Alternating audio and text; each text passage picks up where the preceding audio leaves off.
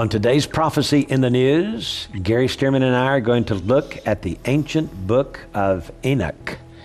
It is a book that was quite popular during the first 700 years of church history, but then faded from sight. Nobody republished it. The scriptures of Enoch, containing his words and blessings bestowed upon the chosen and righteous. Enoch, a righteous man whose eyes were opened by God, received these revelations. While it was once thought that only one book existed, recent discoveries challenge this belief. The book of Enoch was not solely for Enoch's period, but intended for generations beyond his time. What mysteries does it unveil? Are we nearing the prophesied end times?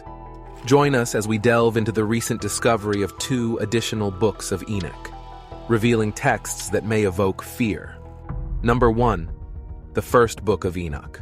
Enoch, the 7th patriarch in the book of Genesis, was the subject of abundant apocryphal literature, especially during the Hellenistic period of Judaism, 3rd century BC to 3rd century AD. At first, revered only for his piety, he was later believed to be the recipient of secret knowledge from God.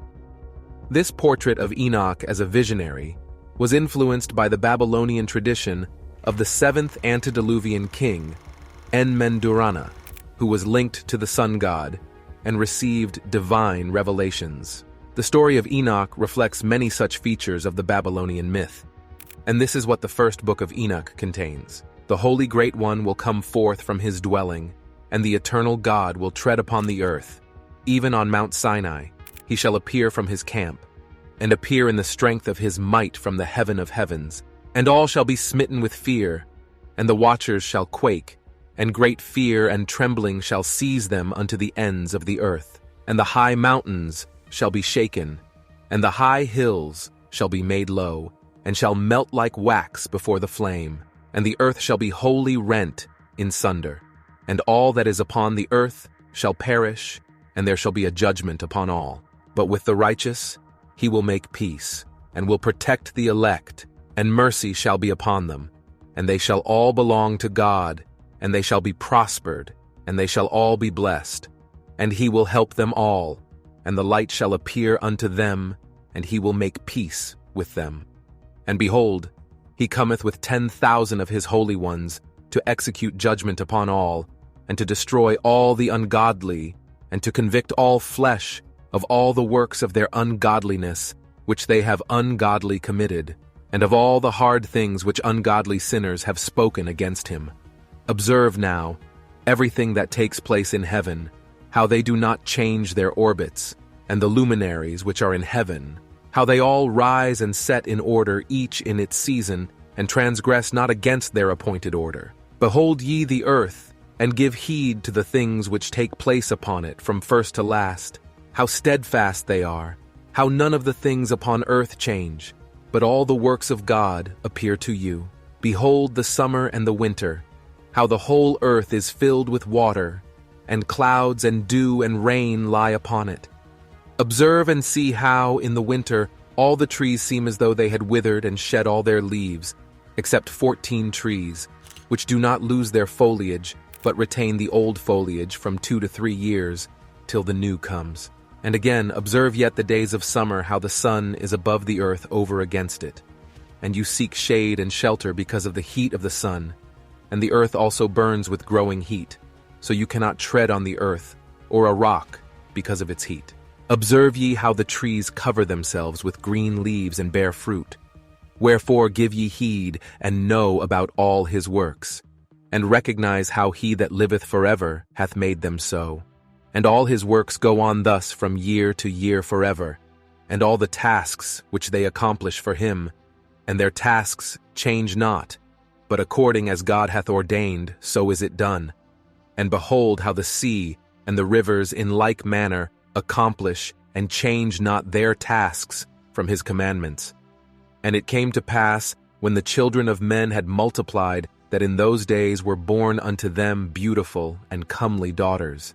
And the angels, the children of heaven, saw and lusted after them, and said to one another, Come, let us choose our wives from among the children of men, and beget us children.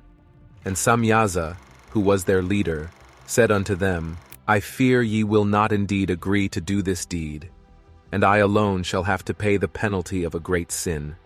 And they all answered him and said, Let us all swear an oath, and all bind ourselves by mutual imprecations not to abandon this plan, but to do this thing. Then swear they all together, and bound themselves by mutual imprecations upon it. And they were in all 200, who descended in the days of Jared on the summit of Mount Hermon, and they called it Mount Hermon, because they had sworn and bound themselves by mutual imprecations upon it. And these are the names of their leaders: Samlazaz, their leader, Arakalba, Ramil, Kokablel, Tamlel, Ramlel, Danel, Ezekiel, Barakijal, Asael, Armaros, Batarel, Ananel, Zakiel, Samsapiel, Satarel, Turel, Jomjael, Sariel. These are their chiefs of tens. And all the others together with them took unto themselves wives, and each chose for himself one, and they began to go in unto them, and to defile themselves with them. And they taught them charms and enchantments, and the cutting of roots, and made them acquainted with plants. And they became pregnant, and they bare great giants, whose height was 3,000 meters, who consumed all the acquisitions of men. And when men could no longer sustain them, the giants turned against them, and devoured mankind, and they began to sin against birds, and beasts, and reptiles, and fish, and to devour one another's flesh, and drink the blood. Then the earth laid accusations against the lawless ones. And Azazel taught men to make swords, and knives, and shields, and breastplates, and made known to them the metals of the earth and the art of working them, and bracelets, and ornaments, and the use of antimony, and the beautifying of the eyelids, and all kinds of costly stones, and all coloring tinctures. And there arose much godlessness, and they committed fornication, and they were led astray, and became corrupt in all their ways. Samyaza taught enchantments, and root cuttings, Armaros the resolving of enchantments. Barakijal taught the sons of men astrology, Kokabel the constellations, Ezekiel the knowledge of the clouds, Arakiel the signs of the earth, Shamsiel the signs of the sun, and Sariel the course of the moon. And as men perished, they cried, and their cry went up to heaven. And then Michael, Uriel, Raphael, and Gabriel looked down from heaven, and saw much blood being shed upon the earth, and all lawlessness being wrought upon the earth. And they said one to another, The earth made without inhabitants cries up with their voices up to the gates of heaven. And now, to you, the holy ones of heaven, the souls of men make their suit, saying, Bring our cause before the Most High. And they said to the Lord of the ages, Lord of lords, God of gods, King of kings, and God of the ages, the throne of your glory standeth unto all the generations of the ages, and your name holy and glorious and blessed unto all the ages. You have made all things, and power over all things hast thou. And all things are naked and open in your sight, and you see all things, and nothing can hide itself from you. You see what Azazel hath done, who hath taught all unrighteousness on earth, and revealed the eternal secrets which were kept in heaven, which men were striving to learn. And Samyaza, to whom you hast given authority to bear rule over his associates. And they have gone to the daughters of men upon the earth, and have slept with the women, and have defiled themselves, and revealed to them all kinds of sins. And the women have borne giants, and the whole earth has thereby been filled with blood and unrighteousness. And now behold, the souls of those who have died are crying and making their way to the gates of heaven, and their lamentations have ascended, and cannot cease because of the lawless deeds which are wrought on the earth. And you knowest all things before they come to pass, and you seest these things, and you allow them, and you do not say to us what we are to do to them regarding these.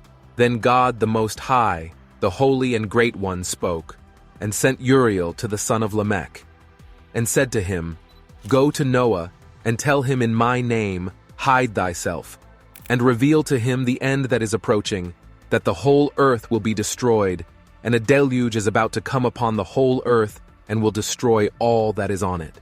And now instruct him that he may escape, and his seed may be preserved for all the generations of the world.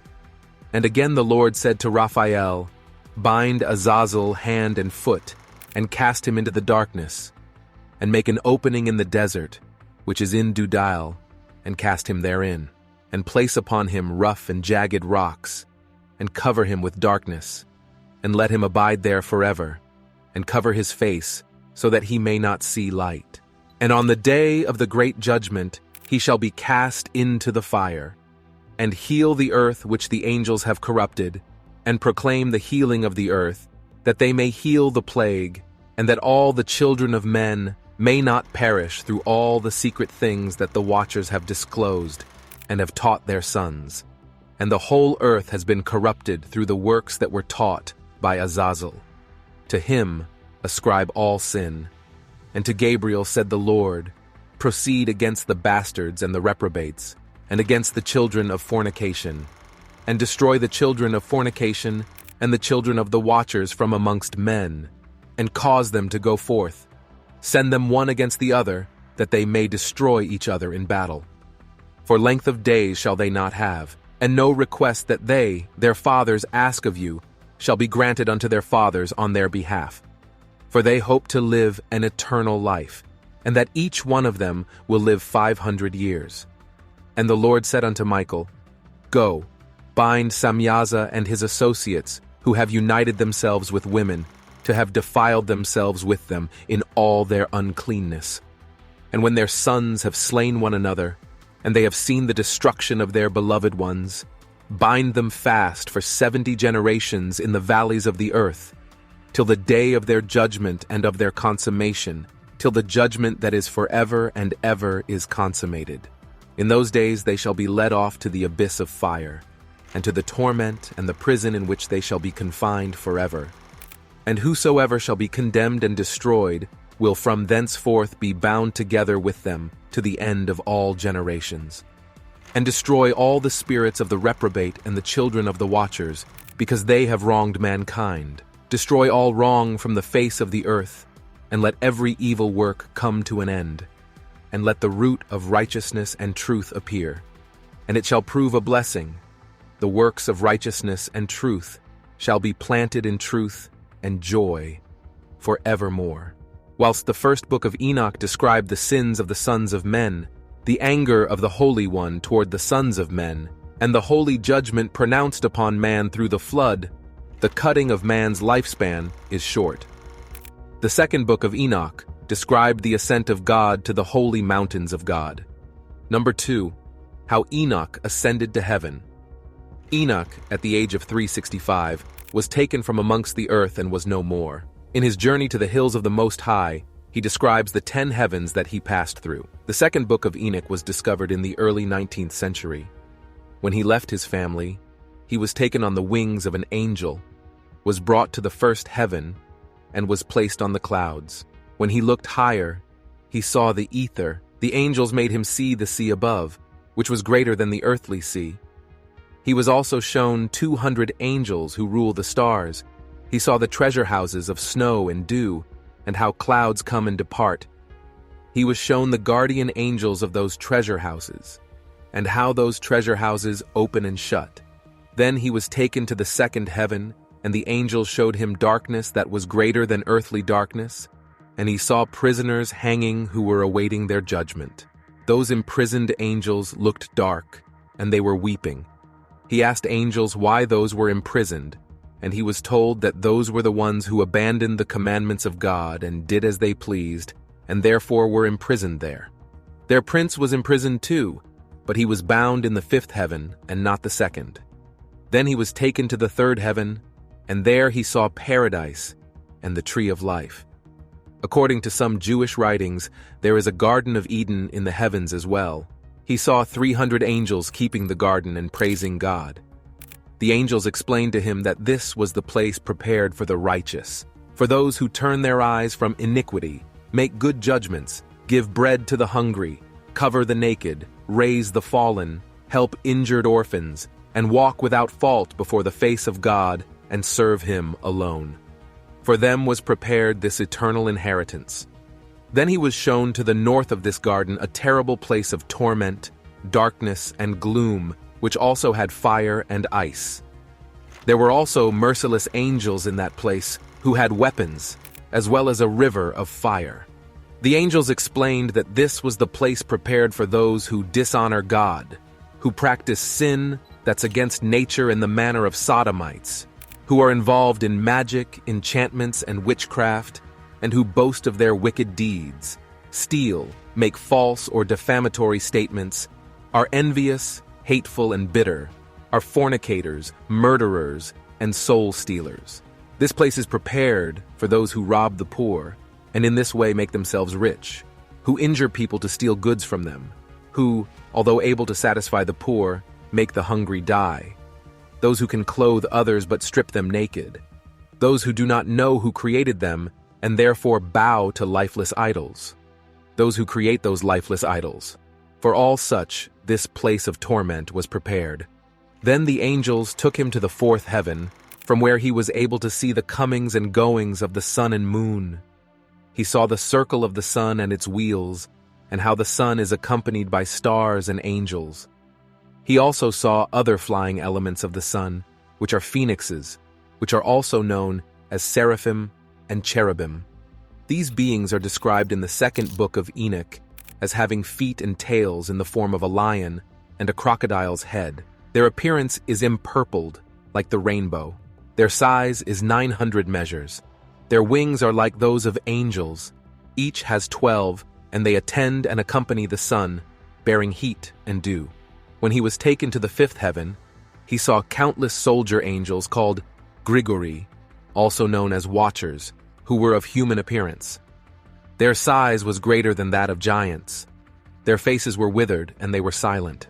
Enoch was surprised that he saw no worship service to God in this heaven, and asked the angels why it was so.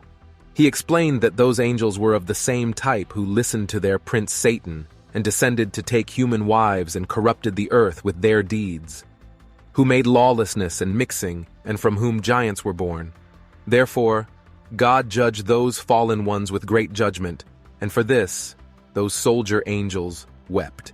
He was then taken to the sixth heaven, where he saw 7 bands of bright and glorious angels.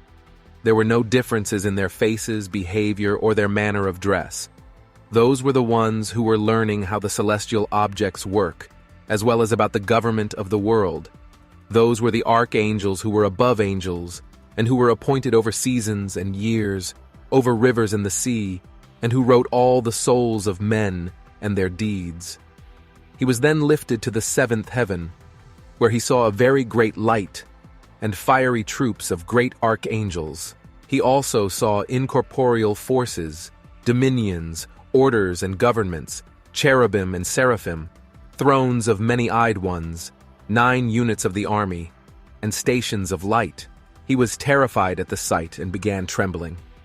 The angels took him and told him not to fear, and showed him the throne of God from afar. He explained that the throne of God was located in the 10th heaven. At this point, angels left him, as it was commanded to them to do so. Enoch became frightened to have been left alone. But soon the archangel Gabriel came and took him and placed him before God. Enoch saw then the 8th heaven, which is the changer of seasons, of drought and humidity, and the 12 constellations of the circle of the firmament. He also saw the 9th heaven, where the abodes of the 12 constellations are located. When he was taken to the throne of God, fell before him, and God told him to arise and stand before him. His garments were then changed into the garments of glory, and he was anointed with God's anointing. When he was changed in this way, he realized that he looked like one of God's glorious ones. Enoch then was given the work of a scribe to record the souls of mankind and the places prepared for them for eternity. And he was also taught many secrets of heaven and earth. God explained to him how he created heaven and the earth, and all the things that are in those places. Through the way that God describes creation days, it becomes clear that the 7th day is distinguished as a day of rest, and can be compared to the 1,000-year reign of Christ in the 7th millennium. It's said that the 8th millennium will be different from the other 7 because time will no longer exist. God then told Enoch to share all that he wrote down with the sons of men, so that the earth would know him.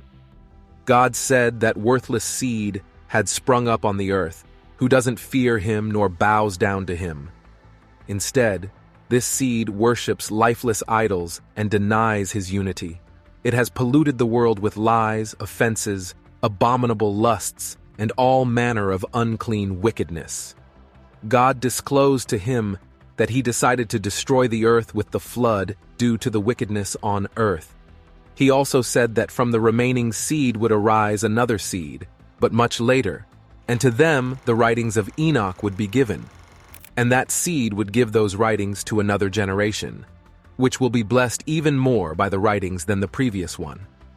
He gave Enoch 30 days to stay on earth and make people familiar with those writings. He said that Enoch would be taken up back to the heavens after this term.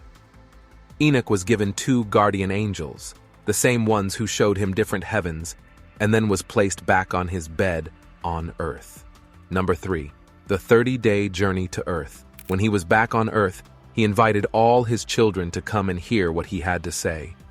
He explained to them how he was made familiar with the workings of the heavenly objects and other matters to do with heaven. He said that he also saw the guardians of hell, who were like great serpents, having the eyes of fire and sharp teeth. He also said that he saw the deeds of men, and that some of them were good, others bad, and that different people were honorable for different reasons. But none is more honorable than those who fear God, because those would be more glorious in the time to come than others. He said that those who vent their anger on someone who has done no injury to them would be cut down by God's great anger, and that those who spit on a man's face reproachfully would suffer the same destiny. He said that blessed are those who don't direct their hearts with malice against any man, and who help the injured and the condemned. Blessed are those who raise those who are broken down and give charity to the needy, because on the day of the great judgment, every weight, every measure, and every make-weight will be as in the market. That is to say, they are hung on scales and stand in the market, and everyone shall learn his measure, and according to his measure shall take his reward. The most recent rendition of the Book of Enoch is closer to now than it is to the days of Enoch. What does it mean for us? Number 4, the majestic book of the palaces. According to modern scholars, the 3rd book of Enoch is written by Rabbi Ishmael, who became a high priest after visions of ascension to heaven. However, he could not have been a high priest of Israel, as he was born after the siege of Jerusalem and the associated destruction of the Second Temple in 70 CE. An alternative attribution would be the earlier Tana Ishmael ben Elisha, who lived through the siege of Jerusalem. Although the 3rd Enoch contains several Greek and Latin words, the book appears to have been originally written in Hebrew. Though it is speculated that the 3rd book of Enoch was written in the 2nd century, it was probably composed in or near Babylon, and its final redaction was likely completed in the 5th or 6th century. The 3rd book of Enoch also contains Enoch's transformation into the archangel Metatron. Metatron may look more like the name of a transformer than an angel, but according to some, he is the most powerful angel in heaven. Metatron is a high-ranking angel or being in Jewish tradition, as well as in some Christian, Islamic, and occult traditions. To some, he is a once human angel, graced to gaze on the countenance of God as his scribe, and a mediator between God and Israel. However, there are several issues with the idea of Metatron.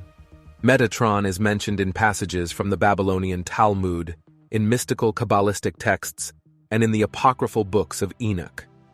The Talmud is a central text of Judaism, consisting of discussions and commentary on Jewish history, law, and customs. For a long time, the Talmud was passed down as oral tradition, until it was compiled and recorded in the 2nd century AD as a document called the Mishnah. Commentaries on the Mishnah were then written down, comprising the Gemara, the second part of the Talmud. The Babylonian Talmud mentioned above was completed in the 5th century AD. According to these writings, Metatron was once a human named Enoch, who is mentioned in the book of Genesis as a man who walked faithfully with God. Though in one version, Metatron was never human, nor did he come from Enoch. Enoch was taken to heaven without dying, where he was transformed into the angel Metatron and placed on a throne next to God's throne. He became second only to God in terms of power, wisdom, and glory, and all the other angels obeyed him. According to legend, Metatron is part of a select group of angels who are allowed to look upon God's countenance. He is a heavenly scribe, as well as an advocate or heavenly priest for the people, a mediator between Israel and God. One legend says it was Metatron who led Israel through the wilderness. Occult and New Age practices have continued the tale of Metatron. A popular tarot site states that Enoch, or the Metatron, ascended into the angelic realm by faith and perfectly pious conduct. The site continues, in this way, Archangel Metatron is one of the most powerful archangels in this new age because he directly represents our capacity for ascension and our ability to access spiritual power. Thanks for watching. Make sure to like, subscribe, and check out another of our interesting videos.